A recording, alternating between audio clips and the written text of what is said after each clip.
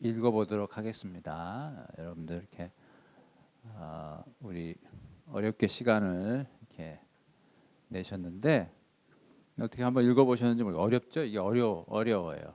어렵습니다. 저도 이제 좀 아쉬움이 많이 있어요. 왜냐하면 제가 좀 준비를 많이 하려고 그랬는데 하면 할수록 많이 어려워서 내가 어떻게 그거를 잘 할 수 있을까 조금 했는데 그래도 조금이나마 도움이 되실 거라고 생각을 하고 제가 준비한 만큼만 말씀을 드릴 테니까 여러분들 이제 앞으로 개인적으로 이제 다니엘서를 조금 읽으실 때 좀 유익이 되기를 바랍니다. 자, 그러면 여러분 이제 다니엘서가 1장부터 12장까지 있죠. 여러분이 다니엘서의 위치를 이제 보셔야 되는데 다니엘서가 어디에 있어요? 에스겔 다음에 있죠. 그 다음에 다니엘서가 끝나면 뭐가 있습니까? 호세아서가 있거든요. 그러면 우리 성경으로 우리가 지금 가지고 있는 우리 성경으로 보면 다니엘서는 선지서에 속한다 이렇게 볼 수 있겠죠. 이 선지서의 대표가 뭐예요? 이사야부터 시작하잖아요. 우리 정현이하고 지우는 현우는 조금 어려울 수 있는데 그래도 제가 어쨌든 도움이 되시라고 말씀을 드리는 거니까 잘 한번 따라오시면 좋을 것 같아요. 자, 선지서에 속해요. 선지서. 그러면 선지서가 갖는 의미가 뭐죠? 전체적으로? 그러니까 구약 성경을 셋으로 나누면 첫째는 토라요.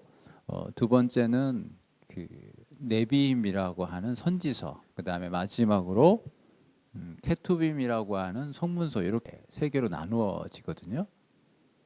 그랬을 때 모세오경과 그다음에 대부분의 우리가 알고 있는 역사서와 선지서가 다 이제 선지서에 들어가게 되겠죠. 그리고 이제 우리가 알고 있는 이제 성문서, 지혜문헌이라고 하는 거. 그러면 우리 성경으로 다니엘서를 선지서로 이해하게 되면 선지서의 특징을 우리가 통해서 선지서의 특징을 통해서 다니엘서를 이해하면 돼요. 그럼 선지서의 특징은 뭘까요? 그거는 하나님께서 선지자들을 통해서 하나님의 백성들에게 하나님께 주시는 말씀이죠. 그럼 이제 선지서의 그 대표적인 어떤 메시지라면 하나님께 순종해야 된다. 혹은 하나님으로부터 멀어져 있다라고 하면 하나님께로 돌아오라라는 게 선지서의 큰 어떤 틀이라고 볼 수 있어요. 그러면 다니엘서를 그렇게 선지서로 볼 거냐? 그럼 하나 물어볼게요. 여러분 다니엘이 선지자인가요? 이렇게 물어보면 여러분 이사야가 선지자인가요? 물어보면 여러분 선지자라고 대답을 해야죠. 이사야가 선지자죠. 여러분 다니엘이 선지자입니까? 다니엘 선지자? 선지서기 때문에 선지자라고 보겠다고는 보겠지만 잘 보시면 다니엘은 여러분 같은 직장인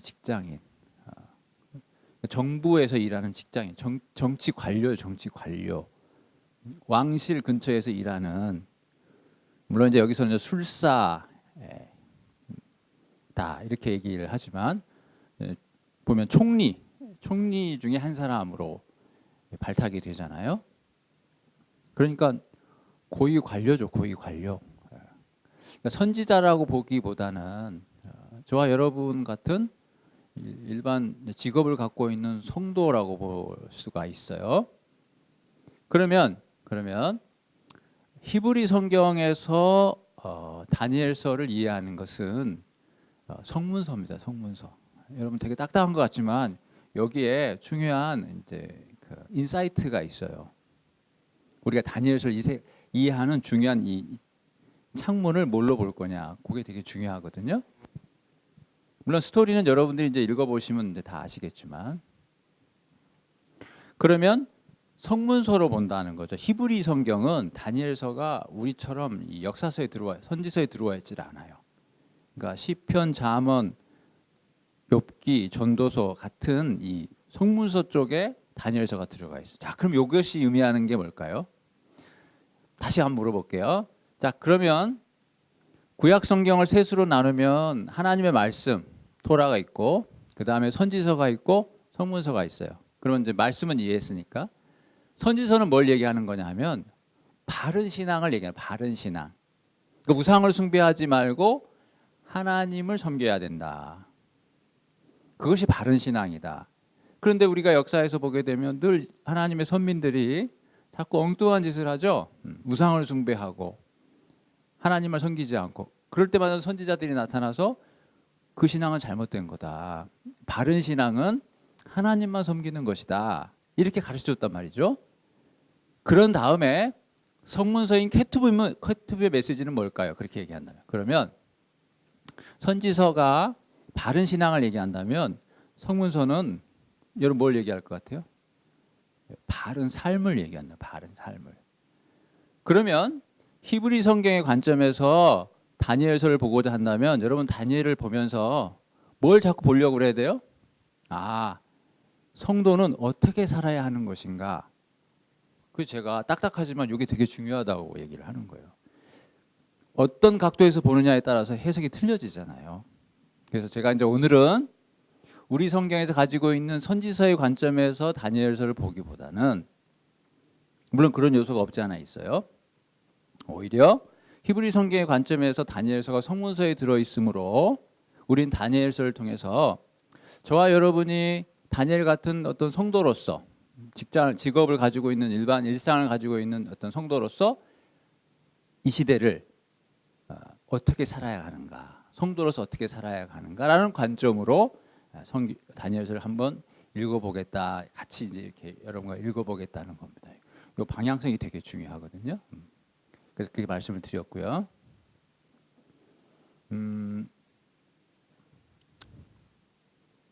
그러면 한 가지만 더 말씀을 드리면,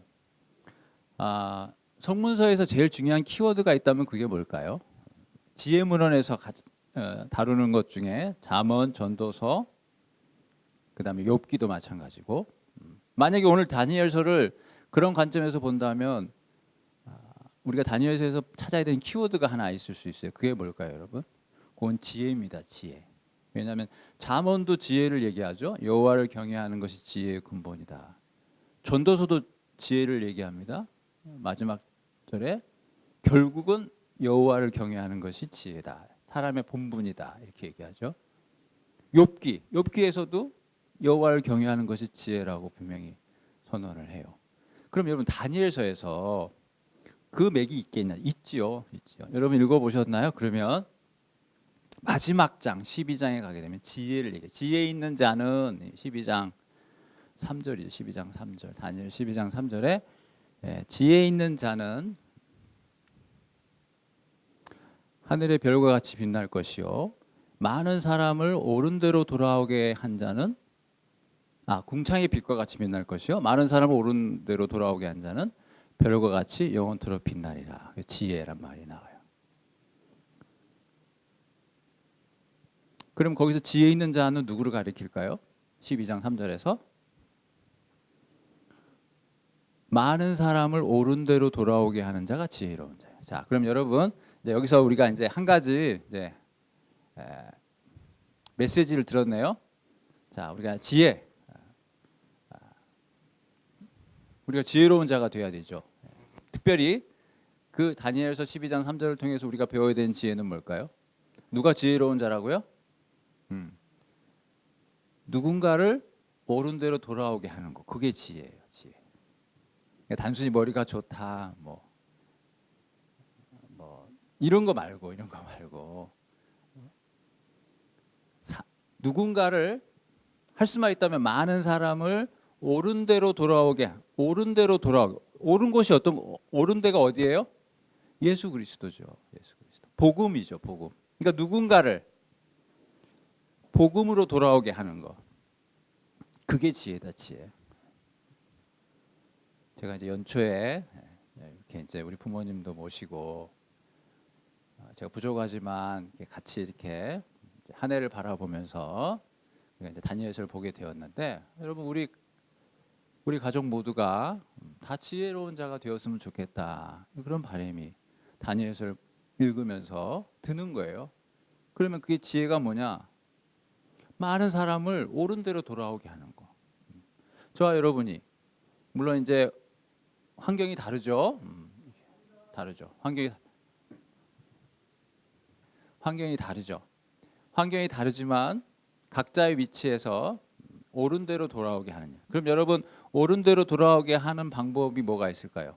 첫째는 복음이죠. 복음 외에는 옳은 길로 가게 할 수가 없어요. 복음 외에는 그 사람에게 예수 그리스도를 소개해 줄 수가 없어요. 여기서 도전하는 거죠. 저와 여러분이 만나는 누군가에게 복음을 전할 수 있어요? 제가 그걸 이제 도전하는 거죠. 그게 안 되면 이 본문은 우리하고 상관이 없어요. 어떻게 우리가 지혜로운 자가 못 되는 거예요. 지혜로운 자가 되려면 누군가에게 복음을 전할 수 있어야 돼요.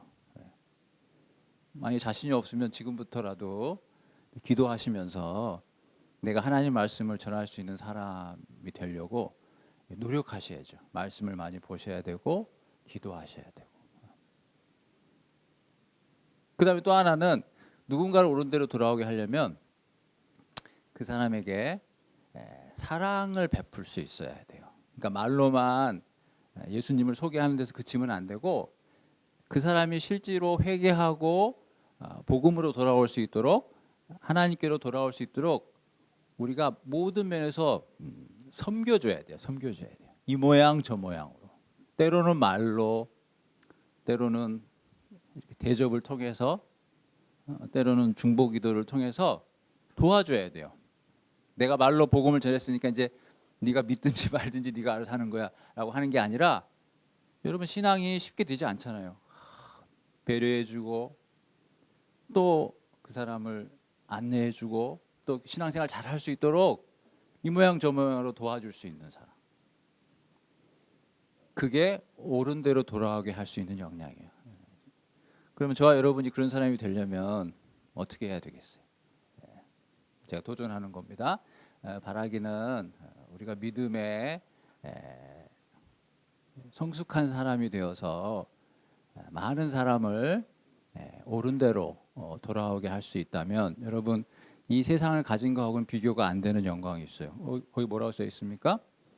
별과 같이 영원토록 빛나리라. 물론 우리가 나중에 하늘나라 가면 별이 되느냐, 그 의미는 아니죠. 이게 이제 상징이죠. 별과 같이 영원토록 빛나는 영광을 주겠다는 거죠. 그것이 있다는 거죠. 여러분 잘 생각해 보세요. 우리의 인생을 비즈니스라고 생각해 봐요. 우리 인생이라고 하는 것을 내어놓고 투자를 해서 무언가를 얻는다고 할 때 우리는 무엇을 얻어야 할까요? 많은 사람들은 자기 인생을 투자해서 세상을 얻으려고 노력을 많이 하죠. 근데 뭐 다 얻어지는 것도 아닙니다. 얻어지는 것도 아니지만 그걸 얻어보려고 해요. 여러분 그것은 하나님 앞에 참으로 지혜롭지 못한 방법이죠. 진짜 지혜로운 사람은 자기의 모든 것을 팔고 밭에 감추인 보화를 사는 사람이죠. 밭에 감추인 보화가 뭐예요? 하늘나라죠. 하늘나라. 많은 사람을 옳은 대로 돌아오게 하는 그 역할을 위해서 저와 여러분의 이 귀한 한평생을 하나님 앞에 살아내는 거, 그게 지혜로운 자다. 그런 지혜와 은혜가 있기를 바랍니다. 그 다음에 이제 다니엘서를 이제 이해를 할 때, 여러분 다니엘서는 이제 구조를 설명을 할 때 이렇게 얘기를 해요. 첫째는 1장부터 6장까지를 전반부라고 하고, 둘째는 7장부터 12장까지를 후반부라고 해요. 사실은 이제 오늘 이제 다니엘서 이 공부가 효과적이려면 여러분들이 이제 최소한 한 두세 번을 읽고 오셔야 되는 거예요. 안 읽으면 제가 말씀드리는 게 이제 도움이 되는 게 조금 떨어져요. 이게 읽고 오셔야 여러분들이 고민을 하고 오셔야, 이게 뭐지? 이건 왜 이렇게 되지? 그래야지만 제가 이렇게 부족하지만 이렇게 딱딱 드리는 말씀이 그거였구나, 도움이 되지. 안 그러면 나중에 이제 제가 한 말을 기억하면서 공부를 해야 되셔야 되기 때문에, 여하튼 읽어보시면 1장부터 6장까지가 전반부예요. 무슨 말이냐면 궁정 이야기. 이런 표현들은 제가 왜 쓰냐면, 이제 여러분들이 이제 시간이 없으니까 제가 늘 하는 얘기지만 제가 대신 책을 읽어 갖고 오는 거니까 표현이 이렇게 궁정 이야기라고 돼 있어요. 그다음 7장부터 12장까지는 뭐든가요? 다니엘의 환상이죠. 다니엘의 환상. 다니엘이 이제 환상을 보는 거예요. 이렇게 이제 전반부하고 후반부로 나눌 수 있어요. 근데 말이죠. 다니엘서의 구조를 다르게 또 설명하는 경우가 있어요. 그거는 이 다니엘서가 우리는 잘 모르지만 원문에 보면은 두 가지 언어로 되어 있다고 그래요. 하나는 히브리어고 하나는 아람어라는 거예요. 히브리어가 쓰여져 있는 장이 1장하고 8장부터 12장까지예요. 그 다음에 그 가운데 껴있는 2장부터 7장까지가 아람어라는 거예요. 여러분 이제 그 힌트가 어디 있냐면 나중에 보겠지만 제가 읽어드릴게요. 2장 4절에 보면 느부갓네살이 꿈을 꿨을 때 갈대아 술사들이 아람말로 왕에게 말하되 이렇게 시작하거든요. 그때서부터 아람어로 시작이 돼요. 이제 저와 여러분은 히브리어가 아람어가 구체적으로 뭔지 잘 몰라도 돼요. 그건 제가 여러분들한테 전달해 드리고 싶은 내용은 아니에요. 또 이 시간은 그런 시간이 아니니까. 그래서 2장부터 7장까지가 아람어로 되어 있어요. 그리고 앞에 1장과 후반부 8장부터 12장까지가 히브리어로 되어 있어요. 그래서 히브리어로 되어 있는 부분과 아람어로 되어 있는 부분을 두 분으로 나누는 구조가 있어요. 자, 그러면 여기까지만 이해하시면 됩니다. 첫 번째는 1장부터 6장까지 전반부, 7장부터 12장까지 후반부로 보는 방법이 있고, 하나는 2장부터 7장까지가 한 부분, 앞에 1장과 8장부터 12장까지 한 부분을 보는 견해가 있어요. 이해하셨죠? 어렵지 않아요? 제가 왜 이 얘기를 드릴까요? 그걸 딱 보게 되면 겹치는 부분이 있죠. 제가 그 설명을 드리려고 그래요. 다른 복잡한 얘기는 제가 여러분들한테 이렇게 말씀하지 않을 건데 요거는 잘 들어줬으면 좋겠어요. 1장부터 6장까지가 전반부고 7장부터 12장까지 후반부라고 그랬죠. 아람어로 되어 있는 부분이 2장부터 7장이에요. 이 아람어로 되어 있는 2장부터 7장은요. 보시면 아시겠지만 짝이 있어요. 2장하고 7장이 한 짝이고 3장하고 6장이 한 짝이고 4장하고 5장이 한 짝이에요. 여러분 읽어보시면 아시겠지만 2장에서 느부갓네살이 꿈을 꾸죠. 꿈을 꾸니까 금, 은 이렇게 나오잖아요. 그 다음에 7장에서 다니엘이 꿈을 꿀 때 네 짐승이 나오죠. 이게 짝을 이루는 거예요. 그 다음에 3장에서 다니엘의 세 친구가 풀무불에 들어가죠. 6장에서 다니엘이 사자굴에 들어가죠. 이게 짝을 이루는 거예요. 4장에서는 느부갓네살이 하나님 앞에 심판받죠. 교만을 떨다가 짐승처럼 살잖아요. 5장에서는 그의 후손이 벨사살이 하나님 앞에 교만을 떨다가 죽습니다. 이렇게 짝을 이루어요. 이게 명백한 성경이 주는 문학적인 장치죠. 그래서 이 2장부터 7장까지를 한 덩어리로 보는 건 맞아요. 그런데 아까 궁정 이야기는 6장에서 끝나거든요. 환상이 7장부터 시작해요. 자, 그럼 여기서 중첩되는 장이 딱 하나 있어요. 몇 장이죠? 7장이죠. 7장. 1장에서 6장이 끝나고 후반부에 시작하는 게 7장이죠. 다른 구조에서는 2장부터 7장까지가 아람어라고 그랬잖아요. 이게 이 7장이 다니엘서를 읽는데 핵심이라는 뜻이에요. 다른 장도 중요하지만 7장이 다니엘서의 중심이다 라는 것을 이 성경적인 그 구조가 알려주는 거예요. 참 재밌고 좋지요. 왜냐하면 학자들이 이걸 다 밝혀주니까 얼마나 좋은지 몰라요. 저와 여러분이 다니엘서를 100번 읽어도 이 구조가 눈에 안 들어올 수 있을지 몰라요. 하나님의 은혜죠. 그래서 우리는 그러한 어떤 가르침들을 잘 배워나가는 것이 우리들한테는 좋은 배움의 기회가 아닌가 싶어요. 자, 그래서 7장이 중요한 장이다라는 걸 먼저 말씀을 드려요. 그래서 이제 조금 이따 이제 1장부터 12장까지 이제 같이 이렇게 쭉 읽어올 텐데 7장에 가서는 7장이 중요하구나라는 걸 여러분들이 미리 이해하시면 좋겠다 말씀을 드리는 거고. 그 다음에 또 한 가지는 여러분 다니엘서를 읽을 때 또 어떤 걸 유념해서 보시면 좋냐면 제가 물어볼게요. 여러분 읽어보셔서 아시겠지만 다니엘 1장부터 6장까지는 궁정 이야기라고 그랬죠. 그럼 다니엘이 어떻게 궁정에서 있었는지를 쭉 써놨어요. 어떻든가요? 여러분 다니엘이 저와 여러분과 똑같은 직업을 가지고 있는 성도라고 했을 때 믿음으로 잘 살고 있던가요? 어떻든가요? 믿음으로 잘 살죠. 예. 오죽했으면 다니엘을 사자굴에 넣기 위해서 모함을 했던 사람들이 다니엘을 이렇게 책을 잡으려고 하는 거 보니까 흠이 없을 정도로. 그러니까 하나님 앞에서 신앙도 좋았지만 사람들 앞에서도 흠이 없는 아주 잘 어떻게 보면 잘 살았어요. 여러분 다니엘이 몇 살까지 살았던 것 같아요? 정확하게는 몰라도 분명한 거는 몇 세 이상까지는 살았어요? 80세 이상까지는 살았죠. 왜냐하면 다니엘이 포로로 잡혀갔을 때가 1장 1절에 바벨론 느부갓네살이 예루살렘을 에워살 이때가 605년이거든요. BC 605년. 그러면 그 1장의 마지막에 보시게 되면 다니엘은 고레스 왕 원년까지 있었다 했어요. 그럼 고레스 왕 원년이 몇 년이에요? BC 539년이거든요. 그럼 605년에서 539년을 빼면 66년이죠. 그러면 다니엘이 포로로 끌어갔을 때 몇 살이었을까요? 대충 13살이나 15살. 그러면 66에서 15살만 더해도 81세잖아요. 그럼 다니엘이 고레스 왕 원년에 죽은 건 아니거든요. 그러니까 다니엘이 사자굴에 들어갔을 때는 80대 노인. 어때요? 우리가 어렴풋이 사자굴에 다니엘이 들어갔나 보다 하고 80대 노인이 사자굴에 들어간 거하고 조금 다가오는 게 다르죠. 네.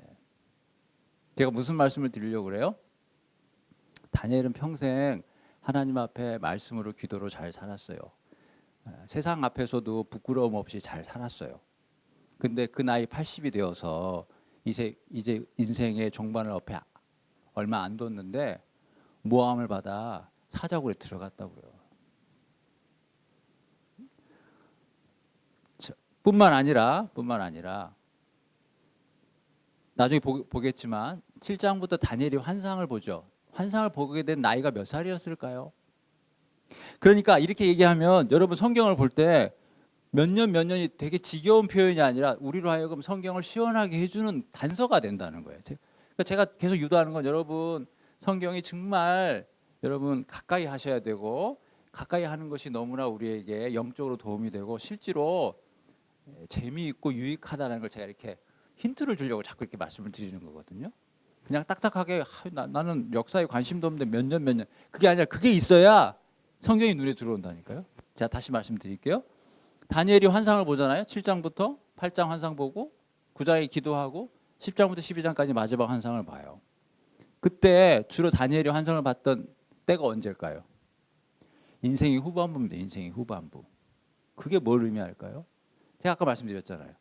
평생을 잘 살았다니까요. 그러면 이제는 뭐예요?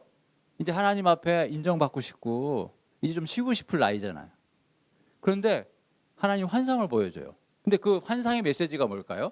7장부터 12장까지. 물론 그 환상이 너무나 어렵습니다.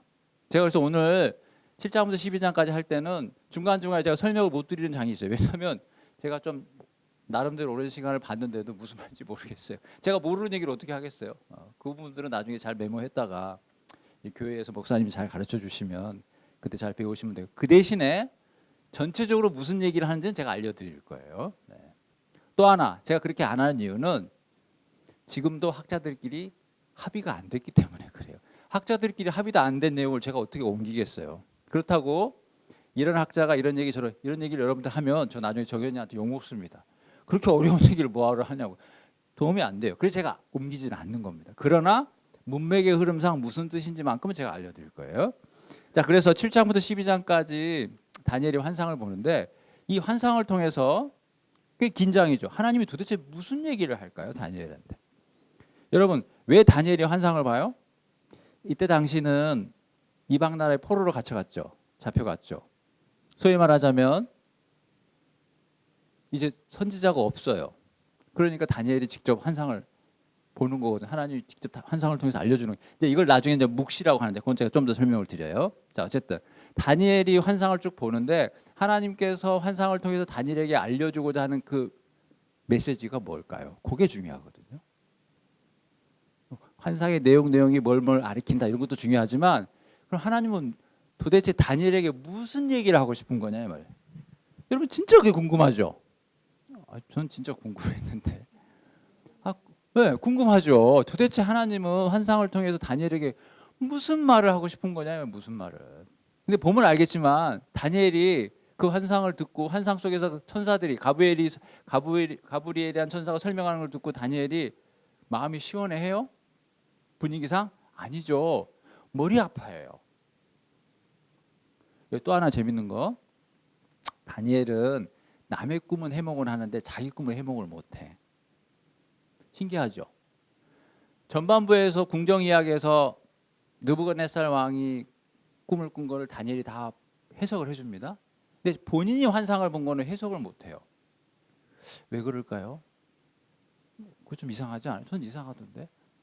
아니 왜 남의 꿈은 남의 환상을 해석해 주는데 자기가 본 환상을 해석을 못해? 뿐만 아니라 천사가 와서 가르쳐 주는데도 못 알아들어요. 다니엘이 깨닫지 못했다, 번민했다. 다니엘은 심히 뭔가 되게 마음에 부담을 많이 가졌던 것 같아. 그 환상을 보고 천사가 그 환상을 해석해 줄 때 할렐루야 하나님을 찬양하지 않고 번민했다고 돼 있어요. 그리고 며칠을 알았다고 그랬어요. 그러니까 뭔가 심히 마음이 괴롭거든요. 괴로웠을까요? 아니면 마음이 무거웠을까요? 제가 지금 뭘 얘기해요? 하나님의 환상을 통해서 지금 뭘 얘기를 했길래 다니엘은 번민했냐 이거죠. 다니엘은 며칠간 알았냐 이거죠. 제 질문 이해하셨죠? 그래 제가 답을 하니까 제가 답을 물어보려는 게 아니라 답을 해야 되는데 질문이 이해돼야 되는 거니까. 자, 결론은 이런 얘기입니다. 하나님은 이제 물론 힌트가 몇 군데 있지만 다니엘에게 환상을 보여줬죠. 그럼 그 환상의 내용은 일단 뭘까요? 내용은 간략하게 말씀드리자면 앞으로 어떤 일이 벌어진다라는 게 일단 내용이에요. 그래서 앞으로 되어질 일들에 대해서 쭉 설명하죠. 그래서 어떤 학자들은 이게 너무나 자세하기 때문에 다니엘이 이 부분을 환상을 본 게 아니고 나중에 이 일이 다 이루어진 것을 보고 역으로 마치 환상을 본 것처럼 이 다니엘서를 썼다라고 주장하는 학자들도 있어요. 왜? 그러기엔 너무 자세하거든요. 너무 시시콜콜이 앞으로 되어질 일이 너무 자세하게 설명되니까 우리는 믿음이 좋기 때문에 이걸 다면으로 봤는데 그렇지 않는 사람들은 이해가 안 된다는 거죠. 어떻게 앞으로 될 일을 이렇게 정확하게 예측할 수 있냐.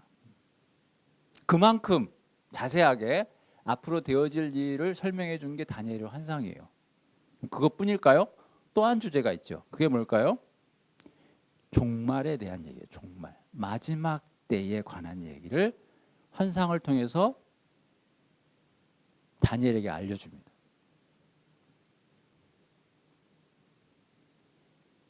다니엘의 환상의 내용의 큰 주제는 두 가지. 앞으로 되어질 일. 이건 조만간에 벌어질 일이에요. 그 다음에 종말에 벌어질 일. 그래서 여러분 다니엘서를 묵시문학이라고 그래요. 여러분 성경에 종말에 대해서 잘 나타나 있는 성경이 어디죠? 대표적으로 신약의 요한계시록 그래요. 그리고 구약에서는 같은 묵시문학으로서 대표될 수 있는 책이 바로 다니엘이죠. 그래서 구약에서는 다니엘, 신약에서는 요한계시록이 대표적인 묵시문학이에요. 이 묵시문학의 특징은 종말에 대한 얘기예요. 종말에. 마지막 날에 어떻게 될 것인가. 그러면 그 내용을 다니엘이 들었어요. 제가 드렸던 질문은 뭐예요? 하나님은 도대체 환상을 통해서 다니엘에게 무엇을 알려주고자 했을까?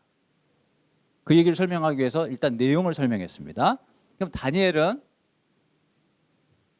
그 내용을 듣고 어떻게 이해했을까요? 자세한 건 몰라요. 중요한 거는 번민했어요. 뭔가 좀 이해하지 못할 부분이 있다라고 생각했던 것 같아요. 그럼 왜 다니엘은 이 내용에 대해서 이렇게 번민했을까요? 첫째는 장래에 벌어질 일에 대해서 이해가 좀 안 되죠. 왜? 장래에 벌어질 일들의 내용이 뭔가요? 세상에 많은 나라들이 일어나서 그들이 강성하다는 얘기예요. 그게 왜 번민스럽죠? 하나님께서 빨리 모든 걸 회복시켜야 되는데 앞으로 되어질 일들은 여전히 세상에 전쟁이 벌어지고 바벨론이 망하면 하나님 나라가 오는 게 아니라 메데 바사가 일어나게 되고 메데 페르시아. 메데 페르시아가 지나가면 하나님 나라가 오는 게 아니라 헬라가 임하게 되는 거고 헬라가 끝나게 되면 그리스죠. 하나님 나라가 임하는 게 아니라 로마가 세상을 평정한다는 이 가까운 미래가 다니엘로 하여금 언짢게 하는 거죠. 왜 자꾸 세상 나라가 득세하냐 이거죠. 뿐만 아니라 그 메시지 가운데 뭐가 있어요? 그 왕들 중에 그 누군가는 지독히 악한 왕이어서 누구를 핍박해요? 하나님의 백성을 핍박한다는 내용이 있어요. 그러니까 불편하죠. 이제 내가 이만큼 하나님을 섬기고 살았으니 하나님의 모든 걸 신원해주고 이제 하나님의 의가 이 땅 가운데에 물같이 넘쳐나면 좋을 텐데 하나님 나라는 여전히 오지 않는다고 하는 부분들이 다니엘 입장에서 마음이 편할 리가 없겠죠. 무슨 말이에요? 앞으로 고생할 길이 더 남았다고 하니. 이해하셨습니까? 또 하나 종말에 대한 얘기가 있다고 그랬죠. 자, 종말에 대한 얘기를 들었을 때 다니엘이 어떤 질문을 합니까? 그 얘기를 들었을 때 이 질문은 예수님 당시에도 제자들이 예수님께 했던 질문이에요. 예수님이 이제 마가복음 13장에서 이 성전이 무너질 것이다 라고 얘기함과 동시에 종말에 대한 얘기를 하거든요. 그걸 이제 흔히 얘기하는 감람산 강화라고 해요. 그건 이제 마태복음에도 있고 마가복음에도 있어요. 예수님이 세상 종말에 있을 얘기를 얼핏 비추시거든요. 자, 그럴 때 제자들이 했던 질문들이 생각나요? 그 질문을 다니엘이 합니다. 뭐라고 질문했는지 기억나십니까? 그때가 언제입니까? 라고 물어요. 그러니까 종말을 딱 얘기하면 듣는 사람은 관심이 어디에 있어요? 그때가 언제냐 이거죠. 이것 때문에 많은 이단들이 지금도 있는 거 아시죠? 옛날에도 있었고 지금도 있었고 앞으로도 있을 거예요. 언제 예수님이 오신다. 이거 가지고. 다니엘도 궁금해했어요. 그때가 언제입니까? 자, 그럴 때 하나님이 천사를 통해서 준 답변이 뭐예요? 답변이 뭡니까? 언제 온다고 그러던가요?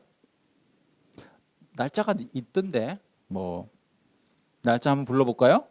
제가 마지막으로 그 12장에 보게 되면 대표적으로 한때, 두때, 반때. 여러분 한때, 두때, 반때 합치면 몇 대입니까? 세 때 반이죠? 네. 한때, 두때, 반때. 그러면 1 더하기 2는 3에다가 반이니까 2분의 1이니까 3과 2분의 1. 예. 세 때 반이죠. 여러분 12장에 보면 12장 11절에 1290일 기다려서 1335일 이런 숫자가 나와요. 이런 숫자들을 통해서 그날이 언제인지를 알아보려고 하는 생각들이 있는데 제가 여러분에게 드리는 말씀은 그것은 옳은 접근 방법이 아니다. 이 숫자들은 제가 좀 더 설명을 드릴 거예요.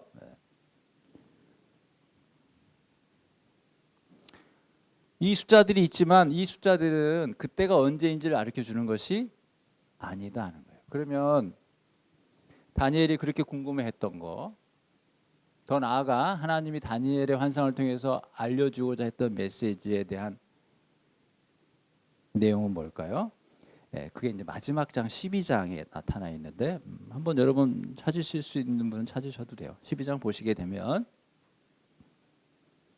아까 12장 3절에 결론 같은 얘기죠. 지혜 있는 자는 궁창의 빛과 같이 빛날 것이다 이렇게 말씀을 하고 그다음에 4절에 보시면 다니엘아 마지막 때까지 이 말을 간수하고 이 글을 봉함하라. 이게 결론이에요. 언제 종말이 언제입니까? 라는 다니엘의 질문에 하나님이 주시는 답변, 하나님이 천사들을 통해 주신 답변은 언제다라고 얘기하지 않고 마지막 때까지 이 말을 네가 잘 간수해라. 이게 답이에요. 여러분이 동문서답입니까?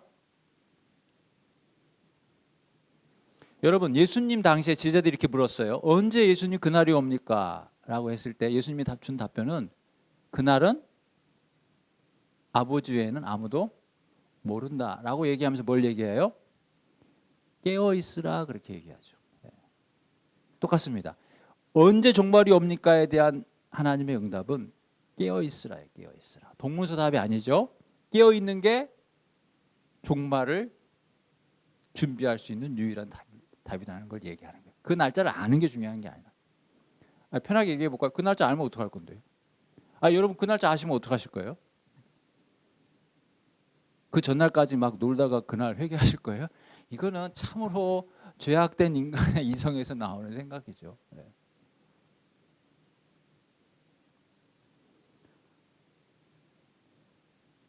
신구약 전체를 통해서도 그 날짜에 대한 관심은 성경에 있지 않고, 그 날짜가 언제일지는 중요하지 않고, 그 날짜가 언제일지라도 문제없이 살아가라는 거예요. 문제없이. 그게 바로 깨어있으라는 거죠. 깨어있으라. 깨어있으라는 게 24시간 잠자지 말라는 뜻이 아니라는 건 아시죠? 그날이 온다는 걸 알고 있으라는 거예요. 그걸 모르는 사람은 어떻게 해요? 술 취한다는 거죠. 그날이 온다는 걸 잊고 사는 사람은 뭐예요? 형제를 때린다는 거예요. 그게 깨어있지 않는 사람의 모습이라. 깨어있는 것은 그걸 안다는 거예요. 그날이 온다는 걸 안다는 거예요. 다니엘서도 마찬가지. 이 말을 간수하고 이 글을 봉함하라. 이 봉함하라고 하는 것은 묻어두라는 게 아닙니다. 그 말을 잘 간직하라는 뜻이에요. 잘 간직하라는 뜻이에요. 그 다음에 9절 보세요. 9절. 또 한 번 나옵니다. 12장 9절에.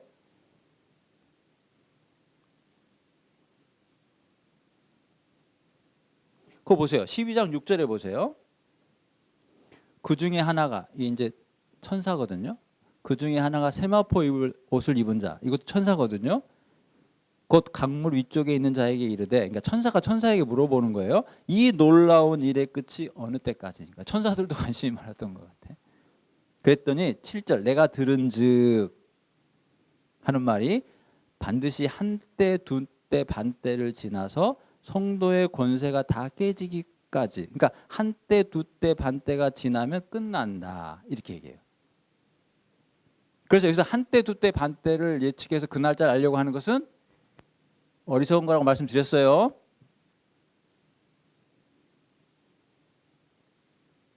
그러자 8절에 내가 듣고도 깨닫지 못한 자에서, 내가 누굽니까? 다니엘이죠. 그래서 다니엘이 이렇게 얘기합니다. 내가 이르되 내 주여 이 모든 일의 결국이 어떠하겠나이까. 역시 다니엘도 관심이 많아요. 언제 끝이 나냐 이거죠. 그랬더니 9절에 그가 이르되 다니엘아 갈지어다. 이 말은 마지막 때까지 간수하고 봉함을, 어때요? 아까 했던 말 또 나오죠. 예. 그러면서 마지막까지 이 말을 잘 간수해야 된다라고 하는 것에 대해서 조금 더 설명하는 것이 뭐냐면 10절부터 13절까지인데, 대표적으로 10절에 연단을 받아 스스로 정결하게 하는 것, 그리고 12절에 1290일을 지나 1335일까지 기다리는 것, 그리고 마지막 13절에 아까 가라는 말을 두 번 반복했는데 다니엘아 갈지어다 갈지어다 해놓고 마지막으로 13절에 또 가라고 하자. 가서 마지막을 기다리라. 그러니까 끝까지 너의 길을 가라는 거예요. 그러면 끝날에 내 몫을 누릴 것이다 라고 이렇게 해서 다니엘이 끝나는 거예요. 제가 설명을 잘했으면 다니엘이 전체적으로 어떤 얘기를 하는구나 라고 잘 이해가 되셨을 것이고, 이해가 잘 안 되셨다면 제가 설명이 부족한 거예요. 네, 그렇지만 시간이 제약되어 있는 관계로 지금부터는 4시 10분이죠. 한 5분만 쉬었다가 지금부터는 1장부터 12장까지 이렇게 같이 한번 읽어보겠습니다. 혹시 제가 전체적으로 다니엘을 설명할 때 부족한 부분이 있다면 제가 본문을 이렇게 설명할 때 혹시 그 부분에 보충이 된다면 제가 더할 나위가 없을 것 같아요. 여하튼 5분 쉬었다가 이제 1장부터 이제 읽어보도록 하겠습니다.